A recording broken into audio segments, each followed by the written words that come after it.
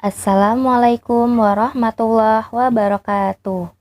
Semoga kabar teman-teman di rumah dalam keadaan sehat ya. Amin.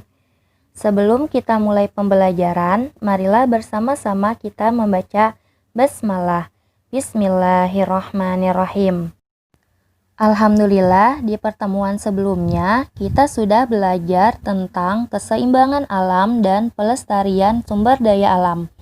Pada pembelajaran kali ini, kita akan belajar mengenal penggunaan teknologi modern dan tradisional serta dampaknya bagi sumber daya alam.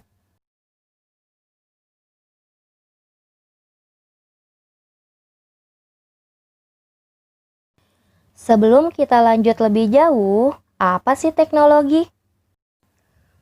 Teknologi ialah keseluruhan sarana dan prasarana untuk menyediakan barang-barang yang diperlukan untuk kelangsungan hidup dan kenyamanan hidup umat manusia.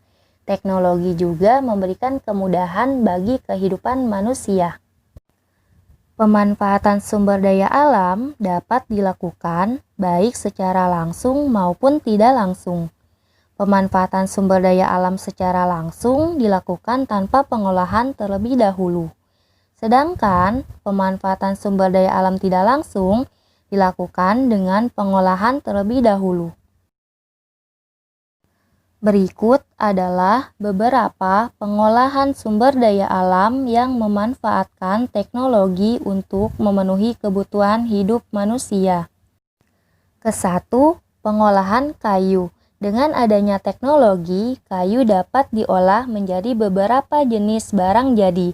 Contohnya, kayu dapat diolah menjadi meja, kursi, lemari, kertas, dan lain-lainnya. Yang kedua, pengolahan bahan makanan. Bahan makanan mentah dapat diolah menjadi bahan makanan yang siap dimakan atau siap disajikan. Contohnya adalah ikan dan sayuran. Ikan dan sayuran dapat diolah menjadi sayur mayur dan lauk pauk untuk melengkapi kebutuhan makan manusia. Dan yang ketiga adalah penggunaan bioteknologi dalam pengolahan makanan. Penggunaan bioteknologi dalam pengolahan makanan adalah dengan cara memanfaatkan jasa ternik.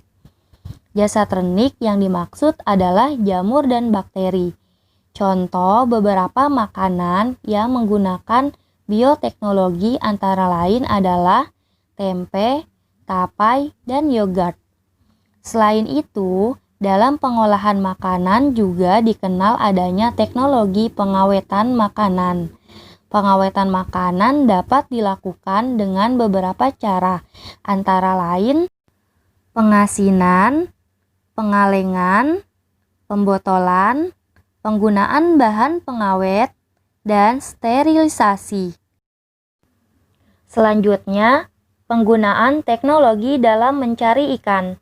Seiring dengan berjalannya waktu dan berkembangnya teknologi serta informatika, maka nelayan terbagi menjadi dua, yaitu nelayan tradisional dan nelayan modern.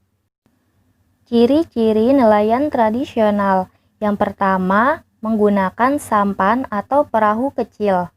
Yang kedua, menggunakan bantuan angin untuk berlayar, sehingga nelayan tradisional hanya pergi dan mencari ikan di malam hari. Yang ketiga, mudah terguncang ombak, dikarenakan perahu atau sampan yang digunakan oleh nelayan tradisional berukuran kecil. Yang keempat, bekerja di wilayah dekat pantai. Yang kelima, tidak menggunakan mesin dan bahan bakar. Dan yang keenam, hasil tangkapan ikan kadang banyak, kadang sedikit. Yang ketujuh, tidak menggunakan radar. Ciri-ciri nelayan modern. Yang pertama, menggunakan kapal yang besar. Yang kedua, menggunakan bantuan mesin untuk berlayar, sehingga nelayan modern bisa pergi kapanpun untuk mencari ikan. Yang ketiga, tidak mudah terguncang ombak, dikarenakan kapal yang digunakan oleh nelayan modern berukuran besar. Yang keempat, bekerja sampai ke tengah laut lepas. Hal ini dikarenakan nelayan modern menggunakan bantuan mesin dan bahan bakar untuk menjalankan kapalnya. Yang kelima, menggunakan mesin dan bahan bakar. Dikarenakan menggunakan bahan bakar, maka nelayan modern terkadang bisa menimbulkan polusi atau pencemaran air laut dikarenakan adanya bahan bakar yang tumpah atau bocor. Yang keenam, hasil tangkapan ikan kadang banyak. Yang ketujuh, menggunakan radar. Dan yang kedelapan, menggunakan bom dan pukat harimau. Dampak negatif dari penggunaan alat modern dalam penangkapan ikan di laut. Yang pertama, ketersediaan ikan berkurang.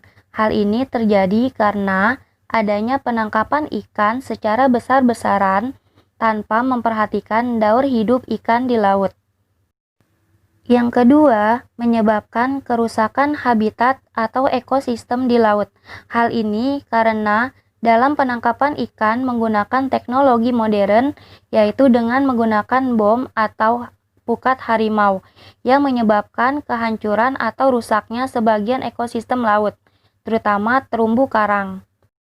Yang ketiga, mengganggu rantai makanan di laut, karena adanya penggunaan bom atau pukat harimau yang menyebabkan beberapa jenis hewan di laut pun ikut mati.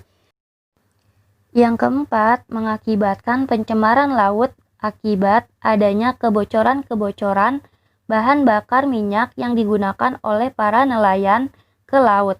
Hal ini mengakibatkan laut menjadi kotor dan tercemar karena tumpahan minyak tersebut. Alhamdulillah, selesai sudah materi pada hari ini. Tugas teman-teman sekarang adalah silakan teman-teman kerjakan buku tematik tema 4 halaman 82 sampai 83. Tetap semangat belajarnya teman-teman. Bunda akhiri ya. Wassalamualaikum warahmatullahi wabarakatuh.